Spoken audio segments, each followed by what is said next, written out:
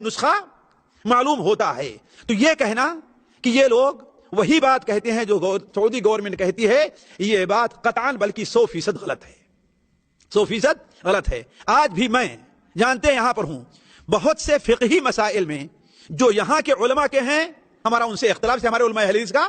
اختلاف ہے، اور ہمیں کوئی بھی نہیں کہتا، جانتے ہیں میں نماز بھی پڑھاتا ہوں، اسی مسجد پڑھتا ہوں، کبھی کوئی کچھ نہیں کہتا کہ ہاں بھائی تم نے ایسا کیوں کیا،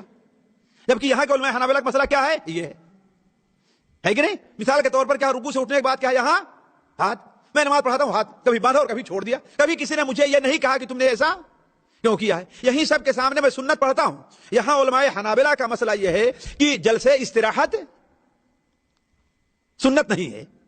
یا وقت حاجت ہے، اور میں نے شاید ہی کبھی کوئی سنت پڑھی ہو ان لوگوں کے سامنے کہ جلسے استراحت نہ کیا ہو، کبھی مجھے کسی نے ٹوکا نہیں اور نہ مجھے مجبور کیا کہ تم بھی حنبلی مذہب کے اوپر آؤ۔ تو عرض کرنے کا مقصد یہ ہے کہ یہ بات بڑی تفصیل طلب ہے، میں اس طرف نہیں جانا چاہتا، صرف یہ کہنے کا مطلب، میرا کہنے کا مطلب ہے کہ ایسا کہنا کہ ہاں یہ لوگ سعودی گورنمنٹ کے تابع ہیں تمام چیزوں میں، یہ بات غلط ہے۔ یہی سعودی آنے سے پہلے ہمارا اور اہل علم علماء اہل حدیث کا موقف رہا ہے جو اب ہے، اور سعودی سے جانے کے بعد بھی یہی موقف رہا ہے اور رہے گا، اس کے اندر کوئی تبدیلی نہیں ہے۔ فرق یہ ہے کہ توحید ایک ہے، توحید ایک ہے، چاہے یہاں پائی جائے یا ہندوستان اور پاکستان میں پائی جائے، لہذا جو آدمی توحید پر بات کرے گا وہ وہی حدیثیں لے آئے گا، وہی آیتیں لے آئے گا، وہی اسلوب اختیار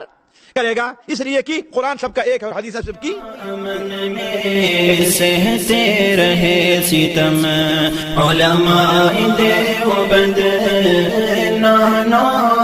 طوی کل شکر صدقا وفا